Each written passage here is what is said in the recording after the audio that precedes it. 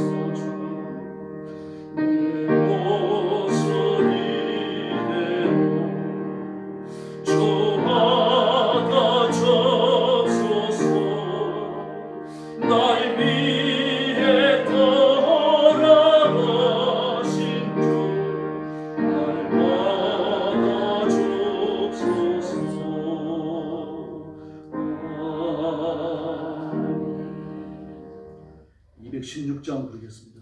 성자의 귀한 몸 날 위하여. 주님 앞에 헌신을 가지고 하는 찬송입니다. 메시지 묵상하면서 부르겠습니다.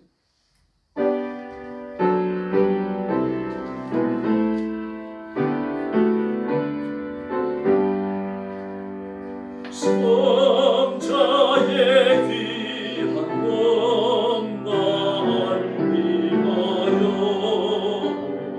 버리신 그 사랑 고마워요.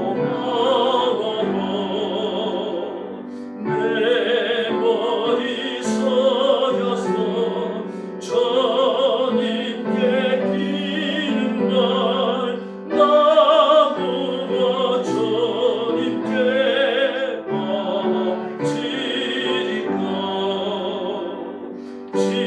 지금도 날 위해 안고하신 이었던 믿음이 아름다니. 주님의 참사랑 고맙던 놀라운 찬송과 기도를 쉬지 않네.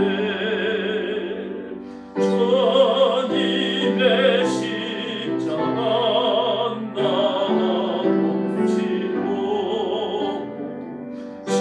진실한 믿음과 마음으로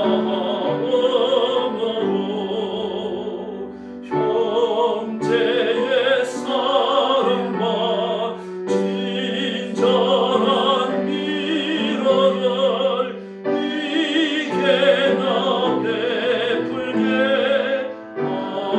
하옵소서. 만 가지 은혜를 받았으니 내 평생 슬프나 즐거우나 이 몸을 온전히 주님께 바쳐서 주님만 위하여 늘 살겠네.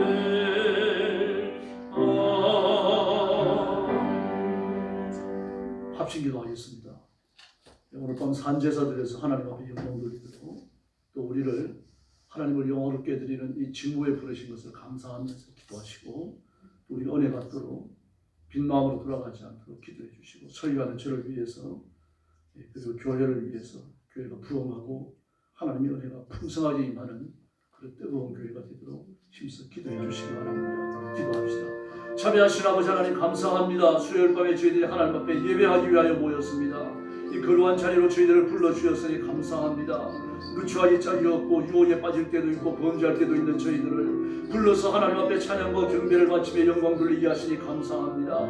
우리에게 주어진 이 직무를 영원히 잘 감당할 수 있도록 도와주시고 특별히 육신에 있는 동안 우리가 이 일을 게을리하지 아니하도록 역사해 주옵시기를 원합니다. 자비하신 하나님 아버지, 우리가 하나님 앞에 정해진 시간마다 산제사 드리도록 성령께서 뜨겁게 역사해 주시기를 바랍니다. 우리의 심령을 승리케 하시고 우리의 삶을 깨끗게 하시고 하나님 앞에 불복하며 하나님 앞에 승복하며 하나님 앞에 온 마음을 다하여 복종하는 존귀한 일꾼들, 거룩한 일꾼들 삼아 주옵시기를 간절히 원합니다. 말 한마디 한마디가 하나님의 말씀을 하는 것 같은 그리스도인들이 되게 하여 주시고 우리가 행하는 것이 하나님의 능력으로 행하는 것이 되도록 주님 역사하여 주옵시기를 간절히 원하옵나이다. 자비하신 하나님 아버지, 오늘 밤도 저희들을 주 앞으로 불러주셨으니 감사합니다. 설교하는 존에게 은혜를 주시고 아버지의 마음으로 이 말씀을 주시는 예수님의 심정으로 설교할 수 있도록 도와주시고 정직하게 외칠 수 있도록 인도하여 주옵시기를 간절히 원합니다. 설교할 때 성령님 뜨겁게 역사해 주시기를 바랍니다. 성도적인 말씀을 통하여 은혜 받게 하시고 마음이 감동되게 하시고 믿음으로 말씀을 받고 믿음으로 행하고 이 말씀이 약속하는 승리와 복을 누리게 하여 주옵시기를 원합니다. 성도들 가정마다 복을 주시고 온 가족이 성령 충만하게 하여 주옵소서. 교회를 아버지 앞에 맡깁니다.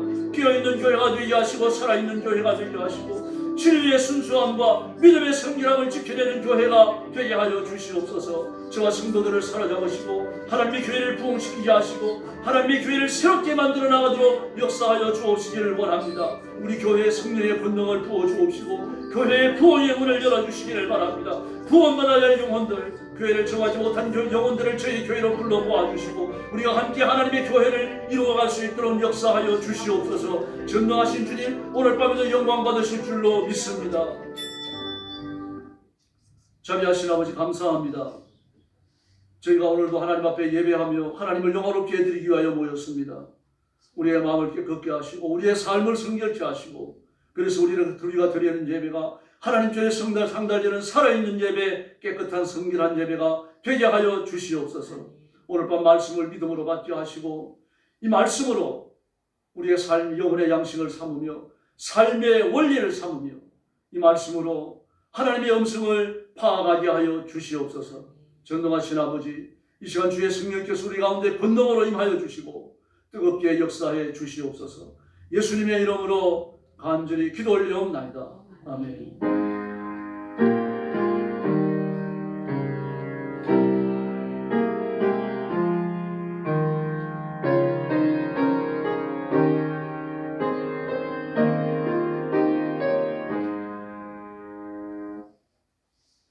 하나님 말씀 공부하겠습니다.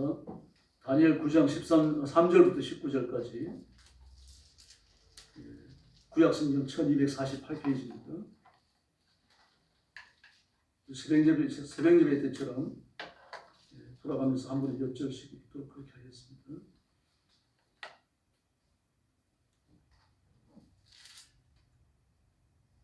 다니엘 9장 3절부터 19절까지입니다. 마지막에 같이 읽습니다. 제가 먼저 보겠습니다. 내가 금식하며 베옷을 입고 죄를 덮어쓰고 주 하나님께 기도하며 간구하기를 결심하고 내 하나님 여호와께 기도하며 자복하여 이르기를 크시고 두려워할 주 하나님, 주를 사랑하고 주의 계명을 지키는 자를 위하여 언약을 지키시고 그의 인자를 베푸시는 이시여. 이미 범죄하여 회악하여 행악하며 반역하며 주의 법도와 규례를 떠났사오며 우리가 또 주의 종 선지자들이 주의 이름으로 우리의 왕들과 우리의 국왕과 주상들과 온 국민에게 말씀한 것을 듣지 아니하였나이다. 주의 공의는 주께로 돌아가고 수치는 우리 얼굴로 돌아오니 오늘과 같아서 유다 사람들과 예루살렘 거민들과 이스라엘의 가까운 곳에 있는 자들이나 먼 곳에 있는 자들이 다 주께 쫓아내신 각국의 수치를 당하였사오니 이는 그들이 주께 죄를 범하였음이니이다. 주여, 주께가 우리에게 돌아오고 우리의 왕들과 우리의 국왕과 주상들에게 돌아온 것은 우리가 주께 범죄하였음이니이다마는 주 우리 하나님께는 긍휼과 용서하심이 있사오니 이는 우리가 주께 폐역하였음이 없며 우리 하나님 여호와의 목소리를 듣지 아니하며 여호와께서 그의 선지자들에게 부탁하여 우리 앞에 세우신 율법을 행하지 아니하였음이니이다. 온 이스라엘이 주의 율법을 범하고 치우쳐 가서 주의 목소리를 듣지 아니하였으므로 이 저주가 우리에게 내렸을 때 곧 하나님의 종 모세의 율법에 기록된 명세대로 되었사오니 이는 우리가 주께 범죄하였음이니이다. 주께서는 큰 장 우리에게 내리사 우리를 재판하던 재판관을 쳐서 하신 말씀을 이루셨사오니 온 천하 예루살렘에서 일어난 일 같은 것이 없나이다. 모세의 율법에 기록된 대로 이 모든 재앙이 이미 우리에게 내렸사오나 우리는 우리의 죄악을 떠나고 주의 진리를 깨달아 우리 하나님 여호와의 얼굴을 기쁘게 하지 아니하나이다. 그러므로 여호와께서 이 재앙을 간직하여 두셨다가 우리에게 내리게 하셨사오니 우리의 하나님 여호와께서 행하시는 모든 일이 공의로우시나 우리가 그 목소리를 듣지 아니하였음이니이다. 강한 손으로 주의 백성을 애굽 땅에서 인도하여 내시고 오늘과 같이 명성을 얻으신 우리 주 하나님이여, 우리는 범죄하였고 악을 행하였나이다. 주여 구하옵나니 주는 주의 공의를 따라 주의 분노를 주의 성 예루살렘 주의 거룩한 산에서 떠나게 하옵소서. 이는 우리의 죄와 우리 조상들의 죄악으로 말미암아 예루살렘과 주의 백성이 사면에 있는 자들에게 수치를 당함이니이다. 그러한즉 우리 하나님이여 지금 주의 종의 기도와 간구를 들으시고 주를 위하여 주의 얼굴 빛을 주의 황폐한 성소에 비추시옵소서. 나의 하나님이여 귀를 기울여 들으시며 눈을 떠서 우리의 황폐한 상황과 주의 이름으로 일컫는 성을 보옵소서. 우리가 주 앞에 간과없는 것은 우리의 공의를 의지하여 하는 것이 아니요 주의 큰 긍휼을 의지하여 함이니이다. 19절 같이 봅니다. 주여 들으소서, 주여 용서하소서, 주여 귀를 기울이시고 행하소서, 지체하지 마옵소서. 나의 하나님이여 주 자신을 위하여 하시옵소서. 이는 주의 성과 주의 백성이 주의 이름으로 일컫는 바 됨이니이다. 아멘. 설교 제목은 다니엘의 기도입니다. 다니엘이 예레미야의 메시지를 읽다가 포로로 잡혀온 지 70년이 되어지면 해방되어진다라고 하는 이 말씀을 봅니다. 그 말씀을 읽고 마음에 깨닫는 바가 있어가지고 하나님 앞에 올라가 특별히 기도하고 있죠. 70년은 단순한 전쟁 포로가 아니고 죄인으로서 수용생활을 하는 겁니다. 죄 짓고 하나님 앞에 매맞아 잡혀 끌려가는 거거든요. 감옥에 갇힌 거죠. 물론 이제 자유롭게 다닐 수가 있고 장사도 할 수 있고 직업도 가질 수 있고 코리아타운 같은 그 수산성 그발강가에 그런 유대인들의 그 집성 타운이 만들어져서 그게 살고 있습니다만 사실은 범죄자로서 수용생활을 하는 겁니다. 그런데 그 생활이 70년을 채우게 되어지면 해방된다라고 하는 것을 깨닫고 나서 하나님 앞에 올라간 겁니다. 그 올라가서 받은 새로운 계시들이 있죠. 그 계시의 내용이 너무 충격적이어서 그런 깊은 고민과 근심에 빠지고 아름답습니다. 왜냐고 하면은 이 70년 후에 예루살렘으로 귀환한다라고 하는 건요. 그 귀환을 3년 앞두고 예레미야서를 읽다가 그걸 깨달았다고 했는데 이거 만약에 지금까지 모르다가 귀환을 3년 앞둔 그 지점에 이걸 깨달았다고 한다면 심각한 거죠. 성경을 전혀 안 읽은 사람이라는 거죠. 그럴 수가 없죠. 포로로 잡혀간 유대인들은 하나님의 성전에 더 이상 올라가 예배를 드릴 수가 없잖아요. 제사를 드릴 수가 없습니다. 성전은 무너졌고 법궤도 사라져버렸고 하나님의 영광이 떠나버렸고 하나님께서 버리신 성전, 버리신 나라가 됐죠. 그래서 국가만 망한 게 아니라 하나님의 성전이 다 무너져버립니다. 느부갓네살이 마지막 침략 때 들어가서는 성전 안에 모든 건물지를 다 벗겨 다 가지고 옵니다. 그리고 성전 기둥과 성전 바닥을 장식했던 그런 쇠붙이, 높붙이까지 전부 다 벗기고 옵니다. 아주 지독하게 약탈을 하는 거죠. 하나님의 성전을 그렇게 약탈하라고 다 무너뜨려버립니다. 이런 상황이니까 성전에 가서 제사를 드리고 하나님을 뵈야 하는데 그 성전이 없습니다. 성전을 세울 수도 없고요. 성전은 예루살렘에서만 세워야 하니까요. 그리고 하나님을 뵐 수 있는 유일한 장치, 유일한 수단이었던 성전이 무너지고 나니까요. 기가 막힌 거죠. 그래서 고육지책으로 만들어낸 게 뭡니까? 이게 회당입니다. 안식일마다 모여서 피 없는 제사, 예배를 드리기 시작한 겁니다. 하나님의 말씀을 읽고 시편을 가지고 서로 화답하고 그리고 그 말씀을 간략하게 해석을 하고 그리고 이 말씀대로 살라고 당부를 하고 그리고 축도를 하고 끝냅니다. 이런 제사를 드렸어요. 뿐만 아닙니다. 성전에 출입할 수가 없으니까 성전 자체가 없으니까 신앙이 어떻게 자식들에게 물려질 수 있을까 이걸 고민했던 거죠. 그래서 남자아이가 나이가 5살만 되어지면 전부 회당을 불렀어요. 회당으로 다 불러가지고 등록을 시키고 빠지는 사람이 있으면 안 됩니다. 철저하게 히브리어와 하나님의 말씀을 가르쳤어요. 말씀 본문을 가르친 건 아닙니다. 모세 오경을 주석한 미시나를 가르쳤어요. 해석집을 가르친 거죠. 이 미시나를 가르치면서 미시나를 다시 해석하게 되잖아요. 이걸 모아놓은 것이 탈무드입니다. 나중에 탈무드만 가르쳐요. 많이 변질되는 거죠. 사실 하나님의 말씀 본문을 읽고 이렇게 가르쳐야 되는데 말씀을 해석한 주석서를 가르치다가 그 주석한 미시나를 다시 해석한 탈무드를 가르쳤습니다. 탈무드는 분량이 엄청납니다. 100% 다 존재하지 않는다고 그러죠. 분량이 너무 많기 때문에.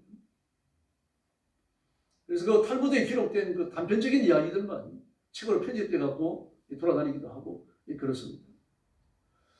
이렇게 하나님의 말씀을 어쨌든 배웁니다. 미신을 배우죠. 모세오경을 배우는 겁니다. 탈무드를 배우더라도 모세오경을 배우고요. 모세오경을 배우다가 보면요. 신명기 28장을 배울 수밖에 없어요. 하나님의 말씀대로 살지 않아서 포로로 잡혀간다. 전쟁에 진다. 이 말씀이 예레미야 예언을 통하여 어떻게 성취되는지 그들의 귀가 따갑게 들을 수밖에 없습니다. 신명기 28장의 성취가 자기 자신들이니까요. 이걸 놓쳐서 안 되잖아요. 그러니까 자신들이 깨닫고 자녀들이 가르치고요. 이렇게 할 수밖에 없는 겁니다. 이런 지가 67년이 지나갔어요. 그런데 다니엘이 그때까지 몰랐다? 그래 볼 수 없는 거죠. 알고 있었죠. 뭘 깨달은 겁니까? 70에 관한 하나님의 교훈을 깨달았단 말이에요. 지난 시간에도 말씀드렸죠. 70에 관한 교훈. 이걸 깨닫고는 그냥 급히 하나님 앞에 올라가 갖고는 엎드려서 기도하는 겁니다. 70년의 비밀을 깨달은 거예요. 왜 하필이면 70년인가? 고난이니까 40년이라도 되는 거 아닙니까? 사람 고난의 숫자거든요. 6은 7에서 하나 모자라는 불완전한 숫자입니다. 40년이나 60년이 더 어울리죠. 형벌을 받고 있으니까요. 죄수의 몸으로 벌을 받고 있으니까 40년이나 60년이 어울릴 텐데 성경은 70년입니다. 70에 특별한 의미를 부여하기 때문입니다. 바로 그 70이 가지는 수. 그 7은 완전수죠. 완전수의 10, 1000, 만을 곱하는 것은 무한수를 말합니다. 그러므로 70은 그냥 70이 아니죠. 형벌을 위하여 벌을 받는 70년. 이것이 70년이 아니라 죄를 다 용서받는 무한한 숫자라는 이야기입니다. 다시 말해서 예수 그리스도의 십자가 대속을 바라보는 겁니다. 이 땅에서 죄를 용서받기 위해서 700년, 7000년을 감옥을 산들 죄를 용서받을 수 있나요? 불가능하죠. 죄의 상승 사망입니다. 발을 하나를 훔쳤다도 목숨을 내놔야 돼요. 근데 70년 살았다고 그 무서운 우상 숭배죄, 하나님의 성전에 이방인을 들여와가지고 제사를 침례하지 않은 죄, 이 더러운 죄들을 막 한방 씌웠잖아요. 이스라엘 백성들이, 그 조상들이, 선지자들이, 제사장들이 겁도 없이 그런 죄를 지었잖아요. 그리고 이방인의 제단에 가서 제사를 침례하고 또 와가지고 하나님의 제단에서 제사를 침례했어요. 제사장은 그렇게 타락했고요. 선지자도 그렇게 타락했고요. 이런 죄들이 70년의 수영 생활을 통해가지고 용서받을 수 있냐. 그럼 이 세상에 천국 못 갈 사람이 없죠. 정신만 똑바로 차립니다. 그러므로 그 70은요, 완전을 말합니다. 죄를 용서받는 완전한 기간을 채웠다는 얘기입니다. 죄를 용서받는 완전한 기간, 속죄의 완전한 조건, 예수님만이 충족시키시는 줄로 믿습니다. 예수님의 십자가가 구약 성경에 이런 식으로 드러나 있는 겁니다. 이걸 깨달은 거예요. 아, 70년이 그냥 죄를 용서받는 수영 생활이 70년이 아니구나. 더 깊은 의미가 있구나. 우리의 죄를 완전히 용서하는 하나님의 대속의 수단이 있구나. 이걸 깨달은 거죠. 그래서 하나님 앞에 올라간 겁니다. 70이 뭡니까? 왜 70년입니까? 이거 기도한 겁니다. 다니엘은. 뿐만 아닙니다. 레위 26장 34절을 보면요. 너희가 포로로 잡혀가서 바벨론까지 끌려가가지고 감옥생활을 하느라고 이 땅이 황무해진다. 다시 말해서 그 너른 땅에 사람이 조금밖에 안 사니까 농사 지어서 부쳐먹을 땅은 조금만 하면 되잖아요. 나머지 땅들은 황무하게 있다. 이걸 뭐라고 말합니까? 70년간 안식한다고 말합니다. 여기 26장 34절 이하를 보면요. 너희가 그 땅에 거주하는 동안, 너희가 바벨론에 사로잡혀가지고 포로 생활을 하고 수영 생활을 하는 그 기간 동안 이 땅이 안식을 누릴 것이다. 그때의 땅이 안식을 누리리니. 황무하는 동안 농사를 안 짓잖아요. 농사를 안 지어야 되는데 안식년도 안 지켰죠. 희년도 안 지켰죠. 땅이 안식을 못 지켰다는 얘기입니다. 땅으로 하여금 죄를 지게 만들었다는 얘기입니다. 땅으로 하여금 하나님 앞에 불순종하게 만들었다는 이야기입니다. 그러니까 이스라엘 백성들이 가나안에 사는 동안 총체적 범죄를 저지른 겁니다. 자신들만 죄를 지은 것이 아니라 손으로 되는 모든 것들을 범죄에 끌어들인 거예요. 그러므로 사람의 죄만 용서받는 게 아니라 이 땅이 예루살렘 땅이 다시 언약의 땅이 될 수 있도록 회복될 기간이 필요해요. 70년.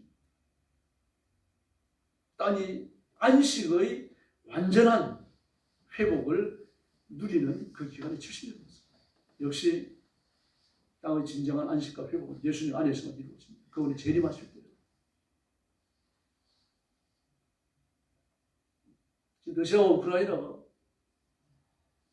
전쟁이 점입 가경을 이루고 있죠.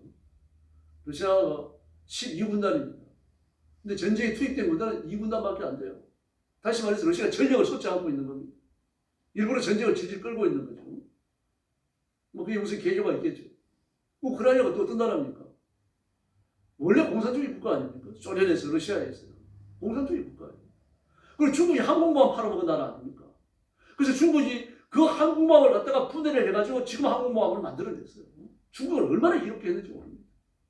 미사일 기술도 넘겨줬죠. 중국이 핵을 만들 수 있도록 그 기본 핵 기술이 우크라이나에서 건너갑니다. 그러면서 우크라이나 핵을 폐기해버렸죠.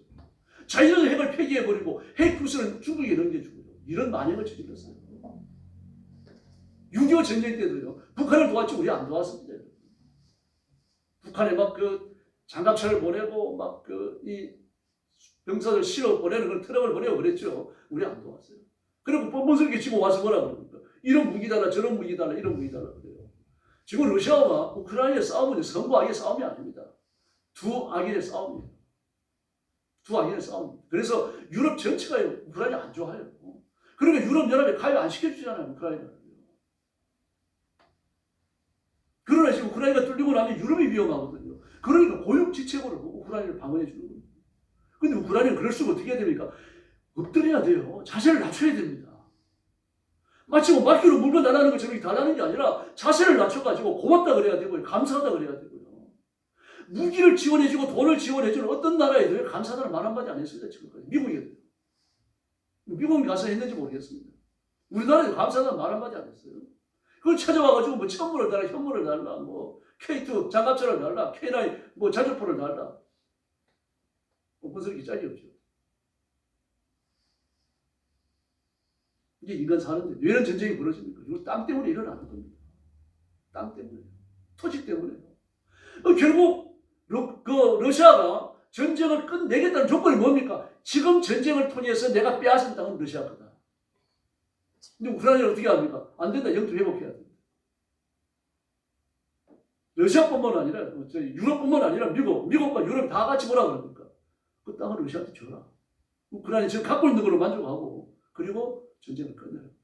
여러분 땅 묶입니다. 땅 묶여요. 결국 땅 때문에 일어납니다. 어떤 전쟁이든지 하나님 버립니다. 하나님 형벌이에요. 토지 때문에 일어날 하나님의 형벌이에요. 사람이 토지에 대해서 의로우면요 고난 당할 일이 없습니다. 개인도 마찬가지고요. 국가 간에 일어난 일도 그렇고요. 이스라엘 백성들이 마찬가지입니다. 땅 때문에 일어나는 범죄들이었죠. 그래서 하나님께 땅을 안식하게 한다고 말씀을 하십니다. 이렇게 전쟁으로 황폐해져 놓은 이제 땅을 안식할 수밖에 없죠. 뭐 제가 전부 다 포탄의 잔재들 걷어내고 다시 농사 지을 수 있는 땅을 만들려고 그러면 한 도라 갖고 안 됩니다. 땅을 쉬어야 되고 경작을 위한 준비를 또 해야 되겠죠. 그래서 이스라엘 백성들은 가나안에 살면서 안식을 누린 적이 한 번도 없습니다.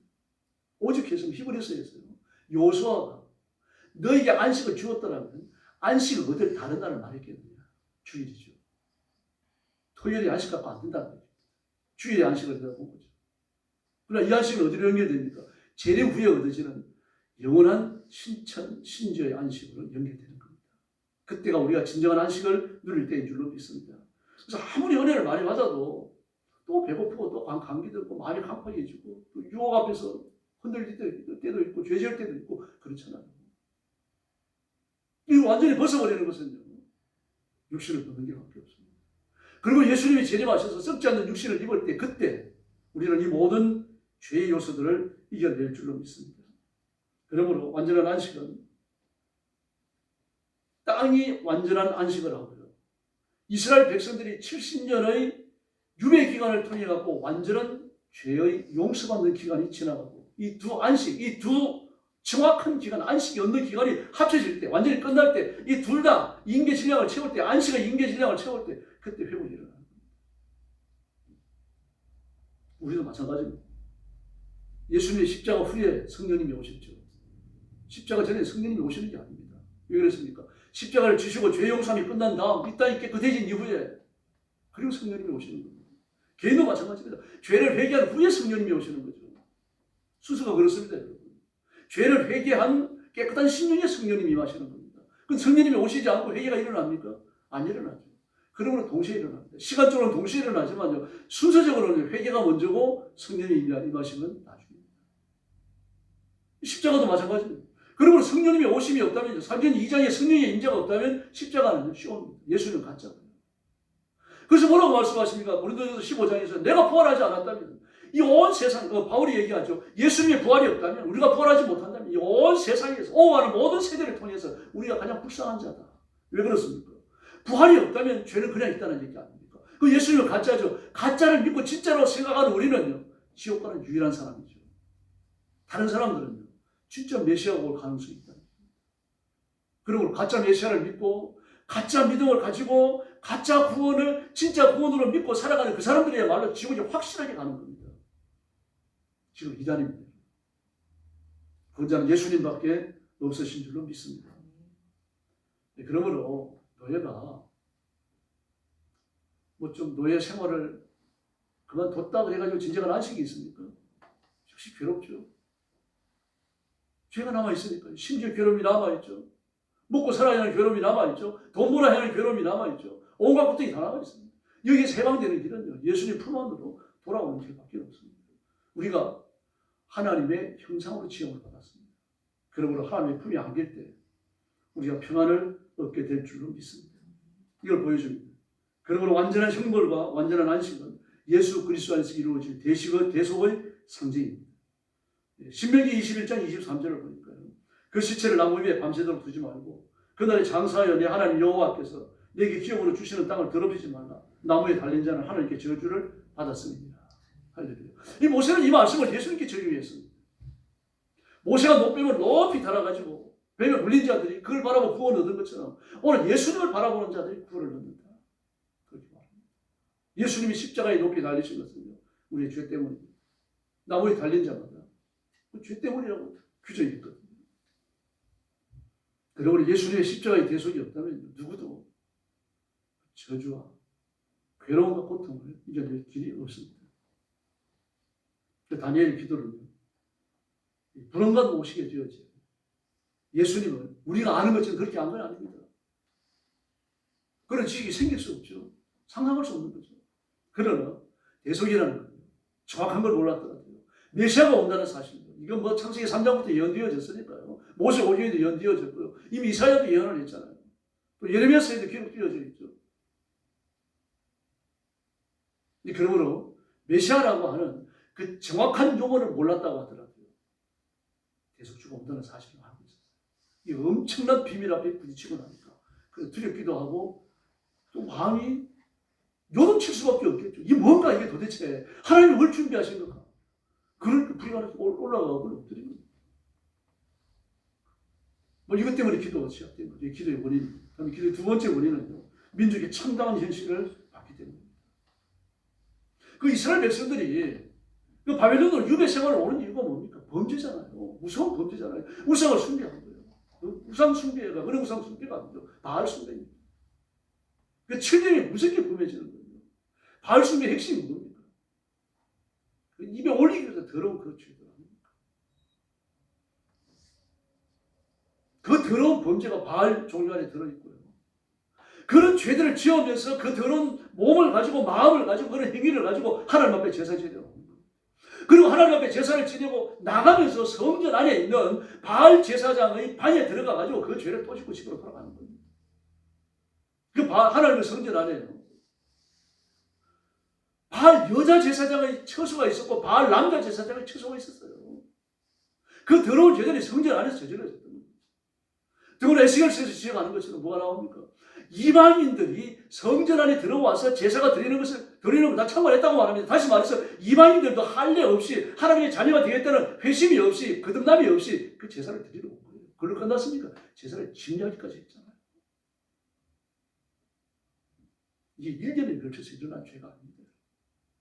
수백 년에 걸쳐서 일어난 거죠. 거의 700년 이상. 그 죄의 결과가 바벨론에 유배가는 겁니다. 포로로 잡혀갖고 바벨론이라는 감옥에 수용생활하러 가는 거예요. 그런데 그 똑같은 죄가 그 바벨론 그말 강가 그 수상성에서 똑같이 저질러주고 있다는 말입니다. 이게 다니엘을 너무 참담하게 만든 겁니다. 왜 포로로 잡혀왔는가? 이걸 누가 모릅니까? 다 알잖아요. 다 아는데 그들을 포로로 잡혀오게 만들었던 그 죄들이 저질러지고 있으니까. 더불어 3년 있으면 이제 그 시효가 끝납니다. 조상들이 지은 죄는 이제 그 보온이 끝나요. 70년이 다 찼기 때문에요. 이렇게 말합니다. 너희 하나님이 이르시되 너희는 위로하라. 내 백성을 위로하라. 너희는 예루살렘의 마음에 닿도록 말하여 그것에게 외쳐보아라. 노역의 때가 끝났고 군대 생활이 끝났다. 수영 생활이 끝났다. 죄악의 사함을 받았다. 그 모든 죄로 말미암아 여호와의 손에서 배나 받아 졌느니라. 이렇게 말하고 있어요.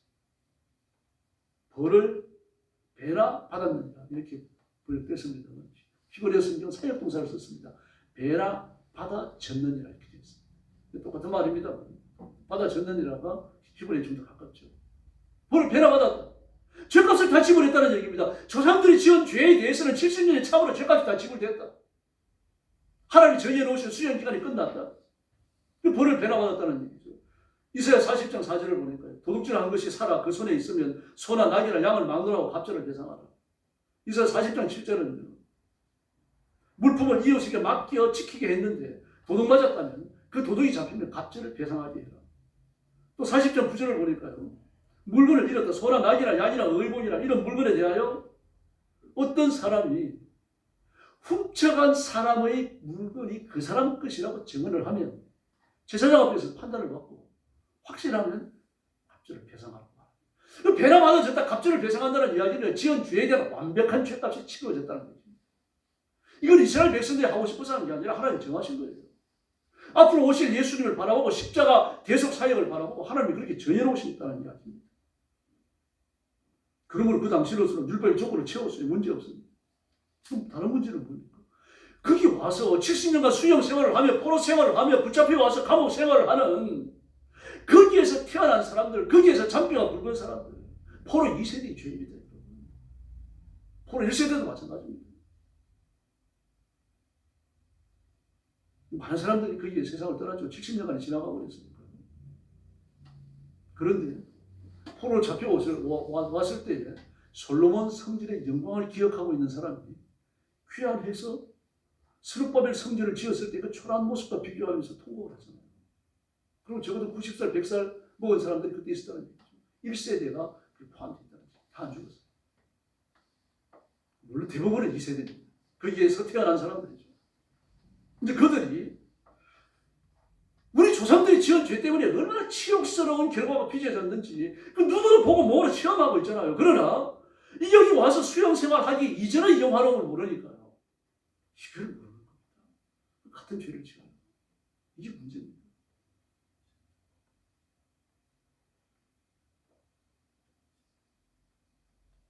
지금 돈을 가장 잘 쓰는 세대가 무슨 세대입니까? MZ세대죠. MZ세대. 특별히 Z세대입니다. 10대, 20대. 밀레니얼 세대만 하더라도 벌써 뭐 20대 중반으로 훅 넘어가 버리잖아요. 그래서 어쨌든 10대, 20대. 왜 그렇습니까? 자기 손으로 돈을 안 버니까요. 물론 이제 아르바이트 하는 애들도 있어요. 그러나 부모가 주는 돈을 받아가지고 쓰니까요. 아쉬운지 다니면서 보세요. 성수들. 여러분 세계 유명한 명품 다 들어가 있어요. 저는 타이틀리스트라 그래갖고 내려가다가 전출타로 내려가다가 오늘 왼쪽으로 있는데 보니까 타이틀리스트를 무슨 창고처럼 꾸며놨더라고요. 도대체 타이틀리스트가 뭔가. 그런데 그 문을 연지 얼마 안 돼갖고 줄을 서요. 사람들이 들어가는데. 아침에 나가다가 보면요. 어떨 때는 좀 일찍 나갈 때도 있습니다. 그러면 8시 한 3, 40분 됐는데 그 이전인데도 그때부터 줄을 서 있어요. 9시 넘어야 문을 열 거 아닙니까? 근데 그때부터 줄을 서 있어요. 오다가 보면 또 줄을 서 있고요.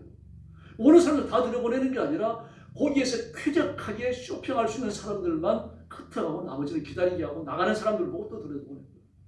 도대체 무슨 뭘 팔길래 저런가? 그걸 가까이 가서 들여다봤어요. 그때는 가방하고 신발하고 옷하고 그렇더라고요. 그래서 인터넷 들어가서 타이틀 리스트를 검색해 봤습니다. 그래서 세계적인 브랜드더라고요. 이런 명품 브랜드가 하나둘이 아닙니다. 타이틀 리스트 비롯해가지고 막 그 젊은 사람들이 좋아하는 무신사 같은 거예요. 무신사 같은 것도 세계적인 브랜드죠. 막 저가 제품부터 막 오다보니 막 100만 원이 넘어가는 고가 제품들까지 있어요. 그런데 그런 데를 드나들면서요, 몇십만 원, 백몇십만 원 하는 그런 것들을요, 막 쇼핑백 하나, 둘에 들면 다 들고 다닙니다. 쪼가는 애들이. 그 돈이 어디서 나왔을까요?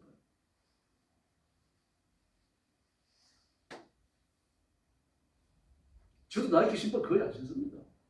살 일이 없어요. 한 10만 원 넘게 줘야 되잖아요.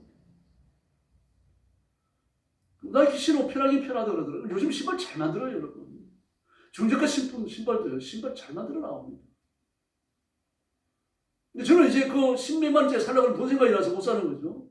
그럼 애들은 어떻습니까? 10몇만 원짜리 들컥들컥 삽니다. 20몇만 원짜리. 돈 좀 있는 애들은요, 4, 50만 원 주고 한정판을 사요. 50쪽 한정, 뭐 100쪽 한정. 그걸 삽니다. 나중에 또 되팔면 돈을 좀 번다 그러더라고요. 그러거든요. 똑같습니다. 예루살렘에서 살아왔던, 범죄하기 전에 살아왔던, 하나님의 복을 받으며 살아왔던, 이웃의 간섭 없이 살아왔던, 번영하며 번성하는 거룩하고 의로운 왕이 다스릴 때 살아왔던 그 영화로움을 체험하지 못했죠. 와서 포로로 살면서, 별받아 살면서, 수영생활하면서 살던 척박한 생활밖에 모르니까요. 이 사람들은요. 그 죄 짓는 데는 두려움이 없어요. 율법을 몰라서 죄를 짓는 게 아닌데, 율법을 배우잖아요. 5살 때부터 회당에 나가가지고요. 그런데도 그것이 죄를 지어요. 이 현실을 바라보면서 당연히 가슴을 치는 겁니다. 세상에 이 죄를 짓다가 잡혀왔는데 이 시대가 도대체 어떻게 되는가?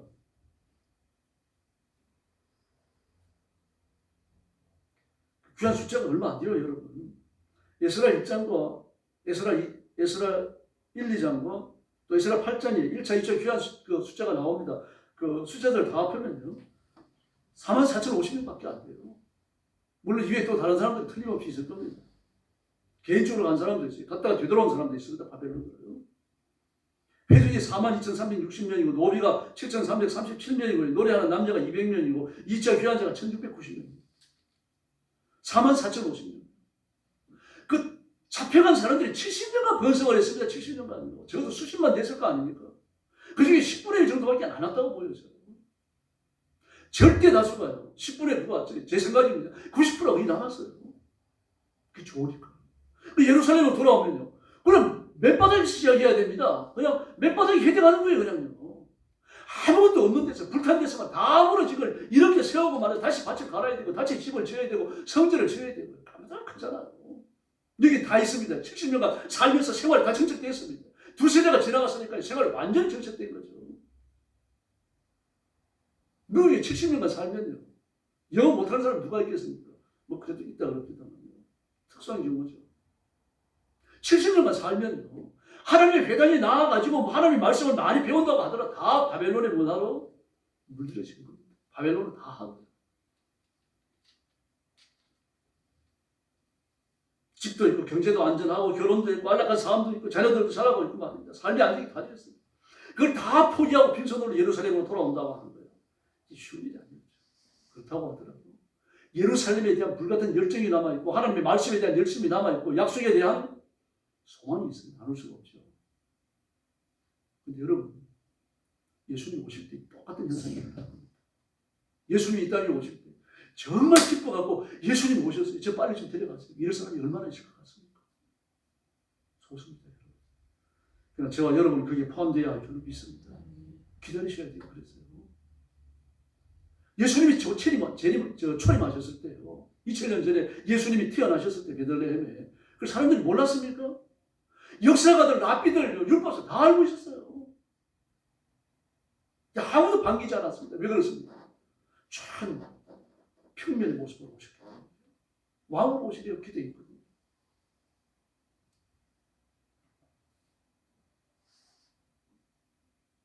예수님께서도 난 왕이라고 말씀하셨어요. 근데 뭐라 그러십니까? 내 나라는, 내가 다스리는 내 나라는 이 땅에 하지 않았다고 말씀하십니다. 이 사실을 몰랐던 거죠. 그러므로 그들은 하나님이 말씀하시는 것을 쫓아간 게 아니라 자신들이 원하는 것을 쫓아간 겁니다. 그러다 보니까 이런 일이 벌어지는 거예요. 꼭 예루살렘으로 가야만 되느냐? 여기서 믿음 지킬 수 있지 않느냐? 이런 겁니다. 아유, 우리 아빠는 교회는 안 나갔지만 믿음은 참 좋아요. 똑같은 거죠. 우리 애는요, 지금 돈 버느라 바빠서 교회는 잘 못 나가는데 믿음은 확실해요. 천국 갈 거예요.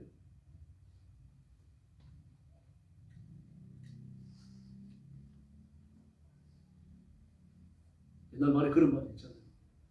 인천 앞바다가 사이다라고 하더라도 곱부가 없으면 못 떠먹는다. 그릇이 없으면 신앙을 못 담아요. 그 신앙은 변질되는 겁니다. 교회를 나온다, 11조 한다, 성경을 읽는다, 기도한다. 이 전부 다 신앙을 담는 그릇이에요. 교회를 나오는 건 더 대표적인 거죠. 그래서 다니엘은 더러운 과거의 죄가 망령처럼 들어붙어갖고 바벨론 죄수 생활을 하도록 사로잡혀서 온갖 고통을 다 겪고 있는데도 불구하고요. 그 죄가 다시 이스라엘 백성들을 괴사시키는 것을 눈으로 보는 겁니다.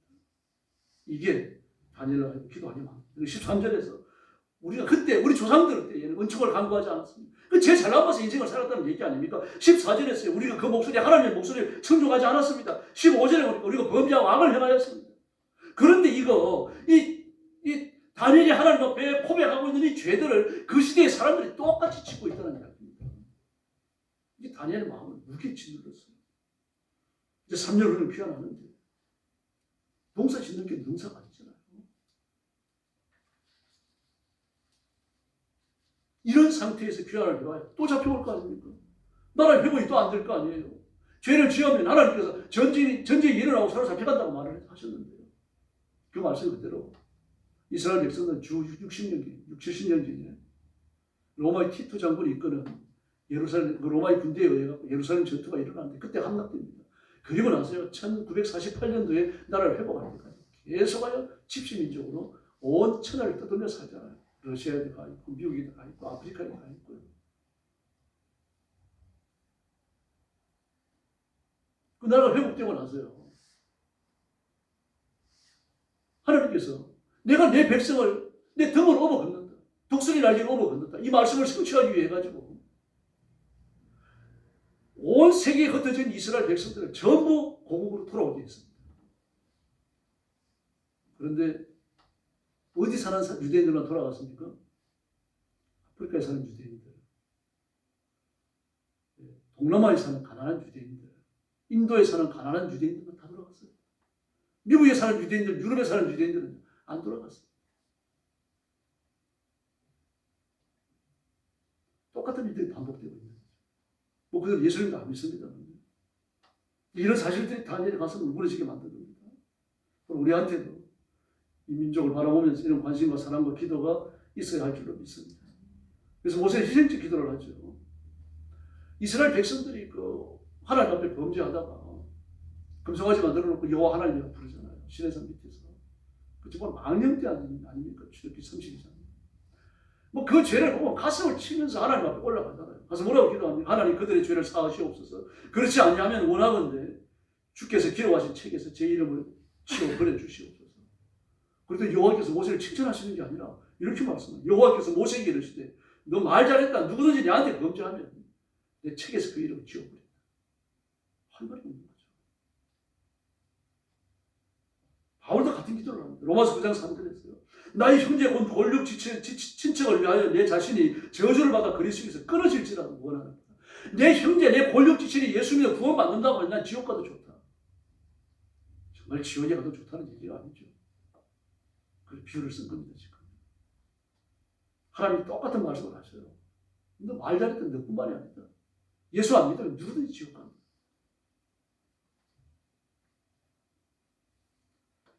우리한테 이런 강도 높은 헌신과 기도가 있어야 됩니다. 그런 기도를 통해서 민족 복음화를 열어가야 할 줄로 믿습니다. 그 다니엘은 회개 기도를 먼저 하죠. 조상들의 죄를 회개합니다. 우상 숭배함을 회개하고 가진 자들의 강포와 폭압을 회개하고 모든 서민들이 지었던 죄도 회개합니다. 그리고 과거의 구원을 돌아보고 애굽에서 구원해 주신 거예요. 광야 40년의 기적 같은 보호들요. 가나안 점령 전쟁을 통해 갖고 하나님 그 백성들을 눈동자처럼 지키신 거예요. 전부 다 회개합니다. 그리고 죄가 대물림 되는 걸 지금 보잖아요. 이게 무서운 거예요. 죄가 대물림 되는 거예요. 우상 숭배가 무서운 이유가 우상 숭배가 대물림 된다는 겁니다. 대물림이 잘 돼요. 우상 숭배가. 그래서 이 출애굽기서에서 뭐라고 그러십니까? 12장인가요? 그 십계명을 쭉 소개하면서 우상을 숭배하는 자들이 전제된 얘기입니다. 나의 범죄자들은 자외선 3, 4대까지 내가 심판하겠다고 말씀하시잖아요. 그럼 어머니의 죄, 아버지의 죄, 어머니의 죄를 자식이 물려받는다는 그런 뜻이 아닙니다. 여러분. 우상 숭배죄의 무서운 면을 보여주는 거예요. 우상 숭배죄는 그 자녀들에게 잘 성기가 됩니다. 희한합니다, 여러분.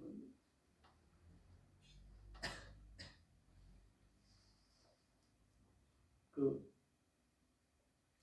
젊은 트로트 가수 하나 있잖아요. 이제 갑자기 생각이 안 나는데 제가 올라다가 말하는데 보면 얼굴이 무당처럼 생겼어요. 생각이 날 겁니다, 여러분. 근데 그 어머니가 무당이에요. 무당인데 그냥 요령 흔들고 춤추는 무당이 아니라 소리하는 무당입니다. 신이 접하기를 위해 가지고 되게 춤을 추거든요. 요령을 흔들고 주문을 외우고 춤을 추는데 이 사람은 소리를 해요. 소리하면서 접신하는 무당이 많지 않습니다. 아주 드물어요. 근데 그 어머니가 소리하는 무당입니다. 노래 참 잘합니다. 소리하는 무당들은요, 노래 정말 잘해요. 그런데 그걸 그 딸이 그대로 물려받았어요. 다 그렇다는 얘기는 아닙니다만 우상숭배가 이렇게 잘 이렇게 자식들이 물려줘요. 되게 이제 그 윗대 어른들이 우상을 숭배하던 사람들을 보면요, 지극한 그 믿음을 우상에 대한 믿음을 가지고 자식들을 기르는 사람들을 보면요, 되게 자식들이 이름을 저리 갖다 올려요. 그럼 무당하고 시험관계 만들어줍니다. 시험어머니 맺어줘요. 무당과 결연이 되는 거죠. 영적인 결연이 일어나는 거죠. 이 불교와 부처와 영적 결연이 일어나는 거죠. 이렇게 되어지면서 우상 숭배가 영적으로 성계가 되는 겁니다. 그러므로 그 우상 숭배와 관계가 없는 사람이 우상을 숭배하는 것보다요, 우상 숭배에 헌신한 사람이 그 자식들이 우상 숭배자가 될 확률이 훨씬 높아요. 자유선 3사대 우상 숭배의 무서움을 보여주는 겁니다. 그렇게 망하면요, 다 망합니다. 거의 망해요. 그러나 하나님을 잘 섬기면요, 아무리 우상 숭배자가 무서웠어도 그 무서운 저주들을 다 극복하고 자유선 1000대까지 복을 받을 줄로 믿습니다. 그러므로 단호하게 끊어버리는 결단이 필요한 겁니다. 저희도 막 아버지하고 외할머니 산소 이장하러 강원도 갔을 때요, 그 무덤을 열고 그 시신을 꺼내가지고 이제 모자라는 거 전부 문종이 펴놓고요, 문종이 펴놓고 시신 모자라는 거 이제 뭐 이렇게 해골부터 시작해갖고 다 맞춥니다. 맞추고 모자라는 것은 나무 꺾어가지고 이렇게 해놓고, 그 다음에 그걸 이제 완전히 사람 모양을 만드는 거죠. 이제 그걸 다시 문쪽에 이제 곱게 싸가지고 이제 서울로 갖고 오면서 그냥 온 거 아니고요. 옛날 우리가 우리 동네에 있던 선앙당이 있는데 선앙당을 다 부셔버려봤습니다. 다시는 여기서 절하는 사람이 있으면 안 되겠다. 선앙당을 열고 나면 별게 다 있잖아요. 다 있어요. 다 부셔버렸어요. 여러분, 우상 숭배는 단호하게 끊는 겁니다. 눈으로 보이는 우상만이 아닙니다. 에스겔서에서 우리가 읽었죠. 너희 하나님 외에는 다른 걸 마음에 들이지 말라고 했습니다. 마음에 들인 게 있다면 그게 우상 숭배입니다. 그래서 그리스도인은 이 죄를 회개하는 것과 그리고 은총을 구하기를 그쳐서 안 됩니다. 이 지식적으로 해야 돼요. 만약에 하나님이 다니엘에게 은혜를 주지 않으셨으면 다니엘이 이렇게 할 수 있었을까요? 할 수도 없었어요. 참 다니엘이 부럽습니다. 이 상상을 쓰면 계시의 복을 받잖아요, 지금요. 근데 이게 다니엘이 잘나서가 아니죠. 하나님이 다니엘을 선택해서 이런 은혜를 주셨단 말입니다. 이 은혜가 저에게도 여러분에게도 임하기를 바랍니다. 그런 마음으로 자꾸 사모하시기를 바랍니다. 은혜를 달라고 구하셔야 돼요. 그래서 바울도 구하잖아요. 에베소 교회에 편지를 보내면서 그 에베소 6장 18절에서 모든 기도와 간구로 하되 성령 안에서 기도하고 이를 위하여 깨어 구하기를 항상 힘쓰며 여러 성도들을 위하여 기도하라. 이를 위하여 깨어 구하기를 항상 힘쓰면 누구를 위해서요? 바울 자신을 위해서요. 바울 자신을 위해서. 다른 성도들을 위해서도 그렇게 기도하라. 그렇게 말합니다. 이 기도가 영적 전투에 굉장히 중요한 겁니다. 골로새서 4장을 보면 사도는 골로새 교회에서 편지를 보내면서 뭐라 그럽니까? 기도를 계속하고 기도에 감사함으로 깨어 있어라. 그 기도를 지속적으로 하라는 것을 권하고 있어요. 오늘 한동안 하고 쉬라는 얘기가 아니죠. 빌립보서 4장 6절과 7절도 마찬가지입니다. 아무것도 염려하지 말고 오직 모든 일에 기도와 간구로 너희 구할 것을 감사함으로 하나님께 아뢰라. 할렐루야. 기도를 계속하는 겁니다. 숨을 쉴 때도 하시고요. 눈을 떠도 하고 눈을 감아도 하시고요. 밥을 먹을 때도 하십시오. 하나님을 바라보는 간절한 마음을 잃지 말라는 얘기입니다. 화가 날 때도 하시고요. 그래서 이렇게 우리가 기도하고 하나님 앞에 엎드리면 하나님께서 우리의 기도를 들으시고 반드시 응답하실 줄로 믿습니다. 간절한 마음을 품으세요. 하나님 이런 복을 주셨으면 좋겠다. 이런 은혜를 주셨으면 좋겠다. 아유, 너는 참 예쁘네. 하나님이 이런 복을 주셨으면 참 좋겠다. 이런 것도 다 기도입니다. 그 마음의 간절함 하나님이 아십니다. 여호와 이름은 온 땅을 두루 감싸하사 전심으로 자기를 향하는 자를 찾는다고 하셨습니다. 이 풍성한 은혜를 통해서 하나님의 기적을 체험하는 성도들이 되기를 예수님의 이름으로 축원합니다. 기도하겠습니다. 자비하신 아버지 하나님 감사합니다.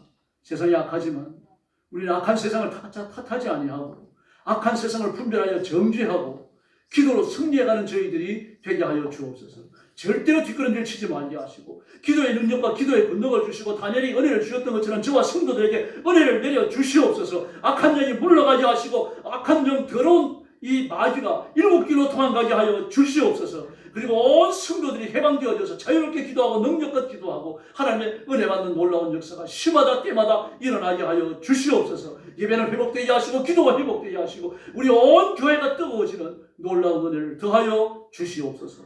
예수님의 이름으로 간절히 기도 올려옵나이다. 아멘.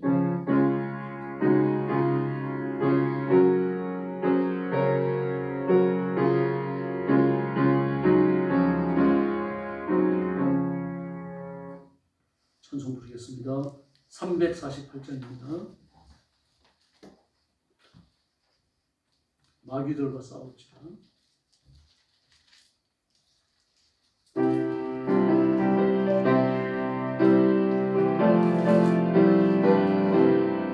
마귀들과 싸울지라 죄가 벗어령제여 담대하게 싸울지라 저지 않고 심판날과 멸망을 내가 삼는 눈앞에 곧 다가오리라. 영광 할렐루야 영광 할렐루야 영광 할렐루야 곧 승리하리라. 마귀들과 싸울지라 죄가 벗어령제여 너한테는 머리 더는 요한 말이야. 무섭고도 더는 죄보다 떨쳐버리고 주 예수 붙들라. 영광 할렐루야 영광 할렐루야 영광 할렐루야 곧 승리하리라. 마귀들과 싸울지라 죄가 벗어령제여 예수는 구속하리라. 너를 도와주시고 서서 기다리시니 너 어서 나오라. 영광 할렐루야 영광 할렐루야 영광 할렐루야 곧 승리하리라. 할렐루야. 네, 소식 알려드리겠습니다. 주중에 모이는 우리와 예배에 좀 열심히 참석해 주시고 또 참석하지 못하는 분을 위해서 기도해 주시고요. 우리 교회가 영적으로 좀 새롭게 회복되도록 뜨거워지도록 여러분 좀 헌신적으로 같이 부르짖어 주시면 좋겠습니다. 우크라이나와 러시아 전쟁은 소강성 치고 될 겁니다. 일단 미국이 돈을 안 줄 거예요. 지금 우크라이나 전쟁에 들어간 돈이 우크라이나 한테만 들어간 돈이 약 한 200억 불이라 그러니까요. 200억 불로. 8조 원, 30조 원 가까이 되는 거죠. 그리고 유럽연합에서 우크라이나에 들어간 돈이 100조 원이라고 합니다. 그럼 이게 14조 원이고요.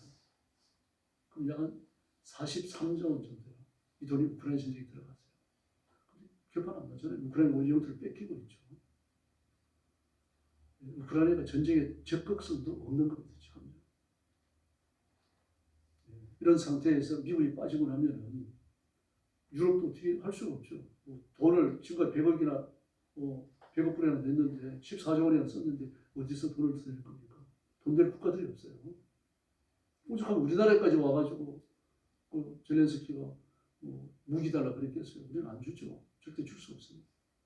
북한이 갔으니까 우리가 우크라이나 전쟁에 참여해야 된다면 절대 안 되죠. 왜 그렇습니까? 지금 이거 우크라이나와 러시아 전쟁이거든요. 만약에 북한이 갔기 때문에 우리가 우크라이나를 도와가지고 싸움이 붙으면 전쟁이 어디로 옵니까? 우리나라로 와요. 북한과 나. 이런 일이 절대 안 일어나야 됩니다. 이거 놓고 기도하셔야 돼요. 그런 말 하는 사람 아주 어리석은 말입니다. 아주 지혜롭게 판단해야 돼요. 우리가 전쟁 휘말릴 수가 있으니까 러시아와 우크라이나 전쟁이에요. 그 전쟁 끝나도록 놔둬야 됩니다. 그래서 우리는 무기 지원하면 안 돼요. 그러나 뭐 담요를 보내고 먹을 음식 보내고 치료하는 사람들 보내고 이건 해야 돼요. 그건 인도적인 측면에서요. 그래서 이 문제가 더 이상 확산 안 돼야 됩니다. 그래서 우리가 특별히 중요한 위치에 있어요. 지금 윤석열 대통령이 절대로 전투형 파병 안 한다고 했어요. 그렇게 할 겁니다. 살상무기 안 준다고 했어요. 줘서도 안 됩니다. 인도적인 도움만 계속 줘야 되는 거죠. 이렇게 되면 소방서를 접어들고 끝나게 돼 있습니다. 일단 러시아는 땅을 빼앗았어요. 꽤 많이 빼앗았습니다. 우크라이나 전체 영토 20% 정도 뺏었어요. 그런 명목이 있은 거죠. 그나마도 12개 군단에서 2개 군단밖에는 참여하지 않았습니다. 우리 사람들이 죽었으니까 다른 군단에서 이렇게 좀 갔겠죠. 갔을 겁니다. 주력 부대는 안 움직인 거예요. 그리고도 이만큼 했으면 이 러시아도 체면을 차린 거죠. 물론 이제 경찰은 형편없이 나가서 당장 전쟁 끝나면 중진국으로 떨어져요. 이러면서 이제 전쟁을 복구해야 되잖아요. 그래서 우리가 러시아와 좋은 관계를 가져야 돼요. 전쟁 복구에 우리가 참여해야 돼요. 이 천문학적인 액수가 걸려 있어요.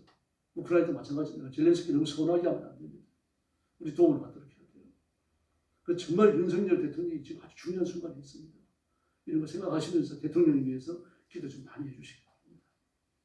옆에 분들하고 인사 나눠주시기 바랍니다.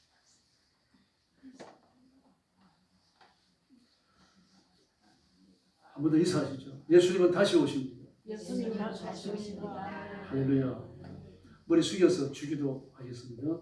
하늘에 계신 우리 아버지, 아버지의 이름을 거룩하게 하시며 아버지의 나라가 오게 하시며 아버지의 뜻이 하늘에서와 같이 땅에서도 이루어지게 하소서. 오늘 우리에게 일용할 양식을 주시고 우리가 우리에게 잘못한 사람을 용서하여 준 것 같이 우리 죄를 용서하여 주시고 우리를 시험에 빠지지 않게 하시고 악에서 구하소서.